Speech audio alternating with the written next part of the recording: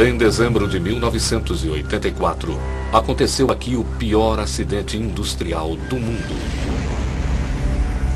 Esta fábrica liberou uma nuvem química que matou milhares de pessoas em apenas poucas e aterrorizantes horas.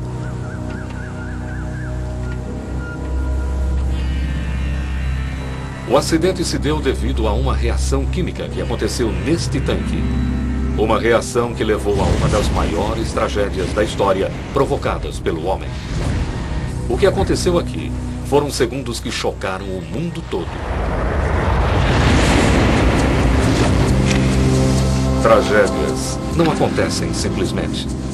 Elas são o resultado de uma sequência de fatos, juntamente aprisionados no tempo. A ciência por trás do que deu errado está escondida nestes últimos segundos. Últimos segundos.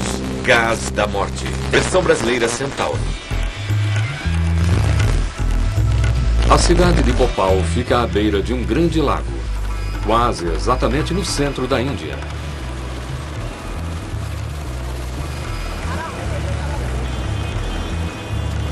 Ela é a capital da região e está crescendo a uma taxa fenomenal. Com uma população de mais de 1.400.000 habitantes, este é um lugar de muita atividade, agitado e cheio de vida. Mas no dia 3 de dezembro de 1984, Bhopal foi o cenário de uma catástrofe em uma escala sem precedentes, na qual pelo menos 3.000 pessoas morreram asfixiadas em uma nuvem de gás.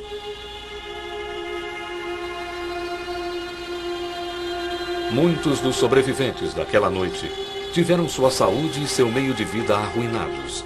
E até hoje, as batalhas na lei pela exigência de uma indenização continuam.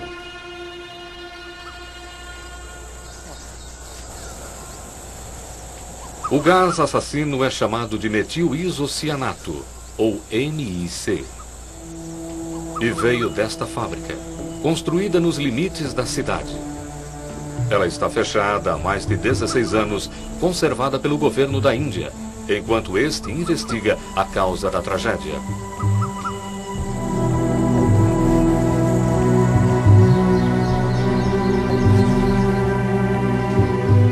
Talvez a peça mais terrível daqui seja o receptáculo por onde o veneno escapou, agora desenterrado de sua localização original no subsolo. O gás vazou devido a uma não prevista e incontrolável reação química. Vários funcionários da fábrica concordaram em voltar ao local da tragédia pela primeira vez desde aquela terrível noite em dezembro de 1984, para explicar como eles acham que tudo aconteceu. Eu fui trabalhar na Union Carbide em 71, quando na verdade não havia nada por aqui, só algumas fábricas. Em 1983, nós havíamos construído um dos complexos químicos mais eficientes e seguros da Índia. Mas os padrões já estavam deteriorados há algum tempo e eu fiquei sendo transferido de um setor para o outro. Eu era da segurança e depois fui transferido para a manutenção e foi quando eu decidi sair de lá. Na entrevista antes da minha saída, eu mencionei à gerência que eles teriam problemas se não tomassem uma providência e foi o que aconteceu um ano depois. Construída pela Union Carbide, uma corporação gigante multinacional, a fábrica produzia pesticidas extremamente necessários na época, uma vez que a Índia lutava para produzir alimentos suficientes para acompanhar a explosão populacional. O pesticida chamado Sevin age atacando o sistema nervoso dos insetos e sua produção requer alguns dos agentes químicos mais perigosos. Naquela terrível noite de dezembro, esses produtos químicos ficaram fora de controle. A primeira pessoa a perceber que havia alguma coisa errada, alguma coisa que iria levar ao maior acidente químico da história, foi um técnico chamado VN5. Esta era a nossa sala de controle, mas ela era bem diferente naquela época, quando tudo aqui ainda era novo. Eu examinei o medidor de pressão e então eu percebi que ele estava fora de escala.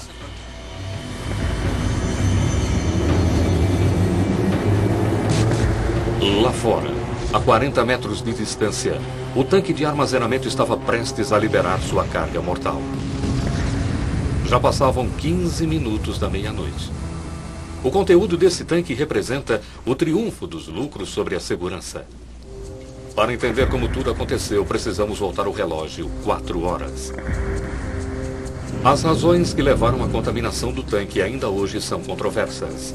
Mas as descobertas do governo indiano apontam para uma tragédia que começou aproximadamente às 8h15 naquela noite de dezembro, quando um funcionário da fábrica começou sua rotina de manutenção. Ele conectou uma mangueira de água em um dos canos que corriam por dentro da fábrica. Manter o sistema limpo era essencial, pois os agentes contaminantes poderiam facilmente se formar durante o processo. A sujeira deveria passar pelo sistema através de bocais de drenagem, um processo que muitas vezes levava horas. Quase que imediatamente, alguma coisa começou a dar errado. Inconscientemente, ele deu início a uma sequência de acontecimentos que terminaria na morte de milhares de pessoas. A indústria química usa de fato uma larga escala de materiais perigosos. Por exemplo, pode-se usar ácido sulfúrico na produção de detergentes. Os detergentes por si só não são prejudiciais, mas o ácido sulfúrico é perigosíssimo, do mesmo modo que na produção de shampoos, onde entram agentes químicos como o cianeto. Se você for realizar um processo desse tipo, é preciso ter cuidado, e é óbvio que em Bhopal não houve esse cuidado. A origem do acidente está no modo particular que a Union Carbide escolheu para fabricar o Sevin. A química é parecida com a culinária. Se estamos tentando criar uma molécula como a do Sevin, o que temos que fazer é comprar os ingredientes usuais.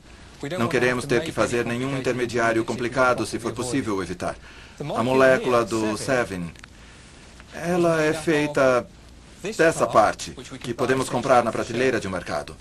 Porém, o mais problemático é por essa parte aqui. O processo que a Union Carbide usou em Bhopal começou com a reação do monóxido de carbono e do cloro para produzir fosgênio. O fosgênio forneceu um dos blocos de construção essenciais para o metil-isocianeto, ou MIC, que se tornou um componente da molécula do Sevin. O fosgênio tinha matado um trabalhador 3 anos antes, em uma antecipação da agonia ainda por vir. Em 81, Ashraf Khan, um funcionário estava nessa área, usando um capuz com máscara de gás e um macacão de brim. Então o fosgênio respingou nele, ensopando seu macacão. Ele entrou em pânico e correu para o chuveiro. Ele veio aqui, tirou a máscara com o capuz. O fosgênio que tinha penetrado nas roupas evaporou e ele inalou gás e morreu no hospital alguns dias depois.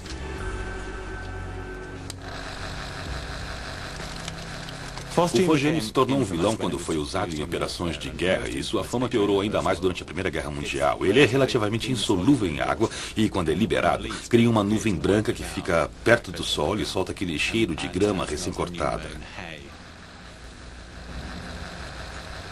Pelo fato de ser insolúvel, se você respirá-lo, ele não vai ser absorvido no final do seu canal respiratório superior, mas vai alcançar as partes mais distantes e profundas do pulmão. Esta é uma foto daquelas partes profundas do pulmão que eu mencionei. São estas membranas que o fosgênio danifica. Se você aspirar o fosgênio, estas membranas serão destruídas e o sangue vai inundar os seus pulmões. Resumindo, você vai se afogar em seu próprio sangue. Sendo o fosgênio tão letal, a fábrica só armazenava o suficiente para um dia de produção. Dessa maneira, mesmo se o gás vazasse, a escala de problemas seria mínima. Mas o fosgênio, apesar de tão perigoso, era só um dos ingredientes do agente químico que mataria milhares de pessoas. O próximo passo no processo é pôr este grupo junto. É possível fazer isso de várias maneiras. Dá para adicionar este pedacinho, depois este outro aqui. Mas a Union Carbide escolheu fazer de uma só vez, em uma única reação. Agora, está mais barato e potencialmente mais limpo. Portanto, com mais vantagens. A desvantagem é que o agente químico que precisamos para produzir isso é metil-isocianeto, um agente extremamente perigoso. Em contraste ao fosgênio, o MIC foi armazenado em 3 grandes tanques, originalmente enterrados em um abrigo subterrâneo de concreto nos limites da fábrica. Com 12 metros de comprimento e 2,5 metros de diâmetro, cada tanque era capaz de conter 42 toneladas de uma química potencialmente letal.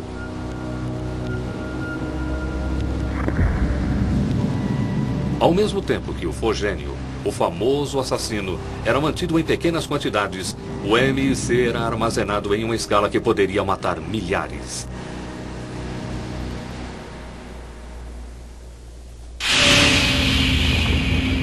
8h45. Os canos que estavam sendo lavados começaram a ficar entupidos com a sujeira que estava vindo com a água. Os bocais ficaram bloqueados e a água começou a voltar, fluindo para um dos principais sistemas de tubos que passava por dentro da fábrica. O MIC é um gás de fácil manejo. Ele reage para produzir moléculas especiais que provavelmente não poderíamos alcançar facilmente por outra química. Sendo assim de grande utilidade ao químico, que consegue construir coisas que de outra maneira seria impossível. Ele também é reativo, o que significa que as coisas acontecem depressa.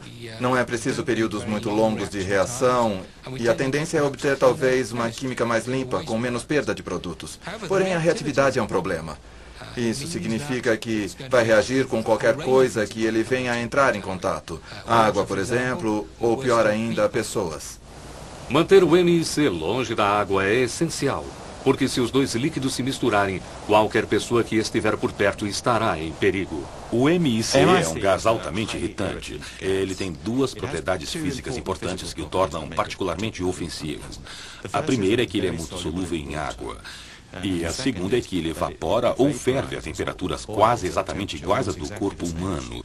E isso significa que se alguém inalar baixas concentrações do MIC, ele vai afetar primeiro as partes do corpo que estão molhadas. As que vão absorver o MIC são os olhos, a boca, a garganta e as vias respiratórias superiores. Em concentrações altas, ele vai descer para a parte dos pulmões da pessoa, onde o oxigênio é transferido para a corrente sanguínea. Os efeitos do MIC são muito parecidos com o efeito do fogênio. Se estas partes dos pulmões forem danificadas, então o sangue vai passar da corrente sanguínea para dentro dos pulmões e a pessoa vai morrer de um tipo de afogamento interno. À medida que a água fluía pelos canos, o tempo ia se esgotando. O tanque deveria ter sido protegido de contaminações. Mas um catálogo de falhas estava prestes a ter as mais terríveis consequências para os moradores de Bhopal.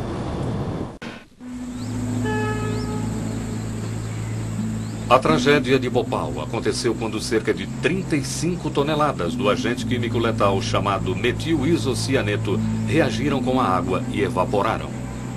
Milhares de pessoas na cidade que fica ao redor da fábrica aspiraram o gás, morrendo da mesma maneira terrível que os soldados durante a Primeira Guerra Mundial.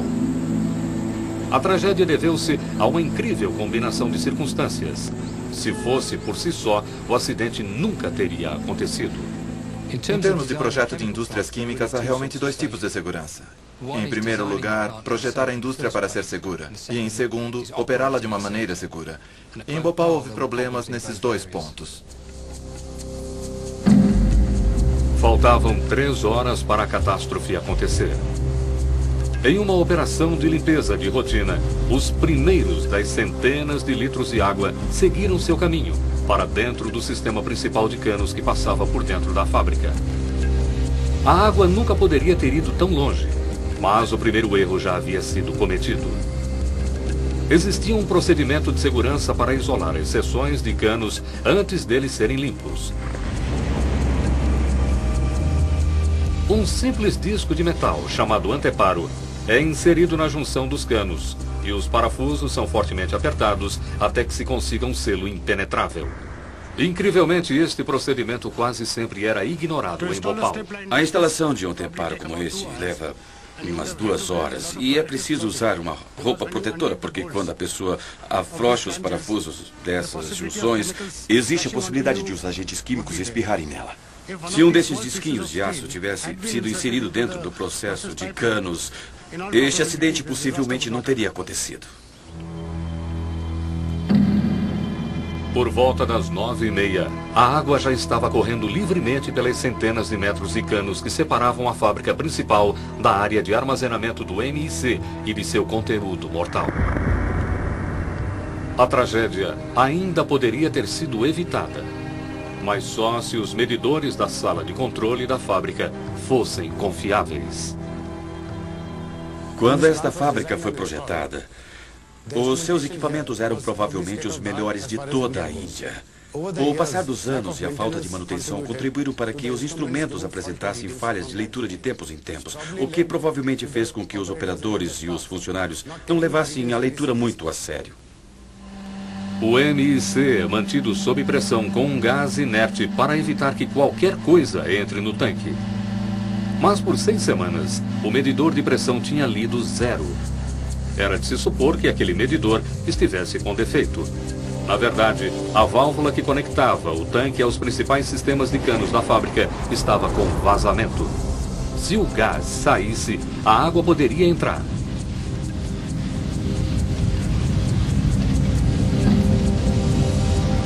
Mas por volta das 10 horas, a contaminação já havia começado.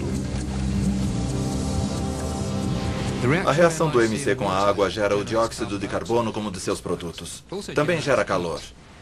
É claro, o calor começa a aquecer a mistura. É uma reação isotérmica, como nós a chamamos.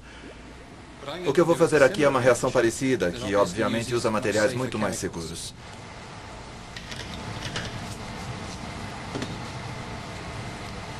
Este material vai agir como o MC agiu.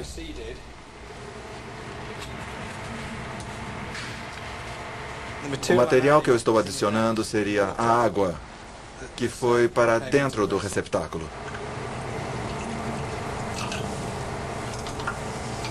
Temos este resultado. E como podem ver, começam a se formar bolhas de gás. A água é mais densa que o MIC, então ela vai para o fundo do receptáculo. A primeira parte da reação acontece quando as duas camadas de líquido se encontram. Isso está com a mesma aparência da interface do MC. Estamos gerando bolhas nas botas entre as camadas dos dois líquidos. Mas a chave de tudo é o calor. Ele aquece a mistura da reação, a temperatura sobe. Quando a temperatura sobe, a reação acelera. Isso gera um aquecimento ainda mais rápido. É o que chamamos de fuga. Mesmo com água no tanque, teria sido possível controlar a situação. O MIC tem que ser mantido frio, e os tanques estavam dentro de um abrigo subterrâneo de concreto, isolados do terrível calor da Índia. Também havia um sistema de resfriamento controlado por uma unidade construída com o propósito de refrigeração. Mas a gerência veterana, no entanto, tinha decidido desligar. Isto não estava funcionando na noite da tragédia. Na verdade, ele já tinha sido desligado desde maio de 84. O resfriador interno tinha sido removido e ficou permanentemente desativado. Desligar o sistema de refrigeração foi uma loucura. Essas reações de fuga exotérmica acontecem quando estamos gerando mais calor do que podemos remover. O sistema de refrigeração estava lá para remover o calor. Desligá-lo aumentou a possibilidade de uma tragédia. Incrivelmente, outro sistema de segurança tinha sido desviado a despeito das próprias instruções de operação da Union Carbide. Podemos ver que agora a reação está ficando cada vez mais forte. Estão se formando bolhas. Alguns respingos do líquido estão saindo por cima do receptáculo. E se esse receptáculo fosse de escala industrial, teríamos um problema e tanto em nossas mãos. Em Bhopal, havia uma máquina construída com o propósito de lidar com os gases tóxicos. Um aparelho conhecido como purificador de gases. Este é o purificador de gases que tínhamos em Bhopal. Ele funcionava neutralizando o gás tóxico antes de liberá-lo na atmosfera. E naquela noite, ele estava desligado. Ele havia sido desligado para manutenção. Mesmo se este equipamento essencial estivesse ligado, seria pequeno demais para conter a quantidade de MIC que agora estava fora de controle.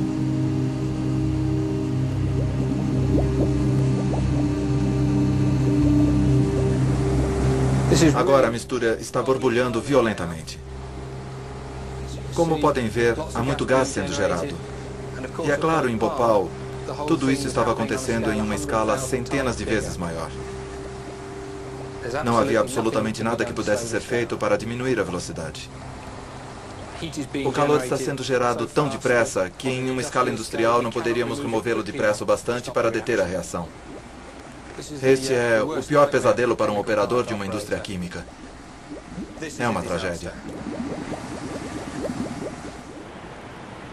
VN Singh estava trabalhando na indústria aquela noite e era dever dele verificar a área onde a limpeza do cano tinha começado umas 4 horas antes. Nessa hora, à meia-noite, a água começou a fluir mais uma vez dos bocais de drenagem, mas ele notou que tinha alguma coisa errada.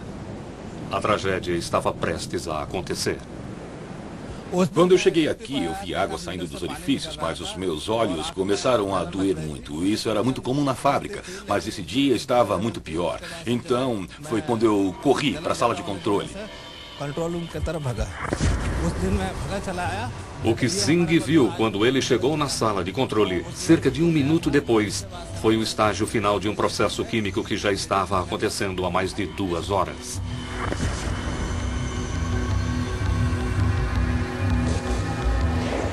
A um nível molecular, as coisas estão acontecendo extremamente rápido. À medida que o sistema aquece, começa uma segunda reação, a trimerização, uma reação entre as moléculas do metil-isocianato que formam uma molécula estável e geram mais calor. A energia é liberada à medida que cada vínculo é feito. Agora, as moléculas de N e C estavam prontas para reagir com elas mesmas. Todas as 42 toneladas de material estavam livres para gerar calor quase que simultaneamente. A reação está ficando muito violenta no momento. Os materiais estão começando a sair da parte de cima. Uma grande quantidade de gás está sendo gerada e as bolhas do líquido estão saindo. Com o equipamento que eles tinham em Bhopal, não havia absolutamente nada que pudesse ser feito para salvar as pessoas. Então eu saí correndo para o tanque E610 e, mesmo ele estando no subterrâneo, dava para ouvir um barulho terrível e o concreto começou a trepitar e a rachar. O tanque estava agora em sério perigo de explodir. Mas ele aguentou. Em vez disso, a válvula de alívio de pressão explodiu e o gás estava a caminho da fatalidade. Ele viajou pela estrutura principal da fábrica, através do já inútil purificador de gases e depois saiu. O gás foi carregado por um vento sudeste para fora da fábrica, mas em direção à cidade adormecida de Bhopal.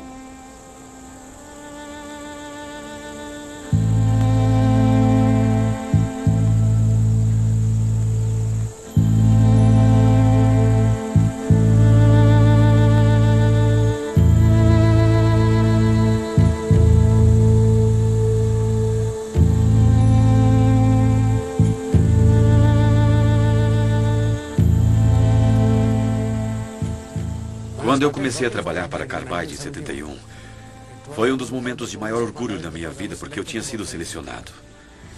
Mas depois da tragédia, eu me sinto envergonhado, que um dia eu me associei a uma companhia que não fez jus ao seu nome e reputação na Índia. A Union Carbide se recusou a dar entrevistas para esse programa. Eles afirmam que a tragédia foi um ato de sabotagem. Até agora ninguém foi processado. Estima-se que mais de 20 mil pessoas tenham morrido em decorrência do acidente. A época das ocorrências apresentadas neste filme são aproximadas e baseadas em múltiplas investigações. As exatas ocorrências ainda são controversas.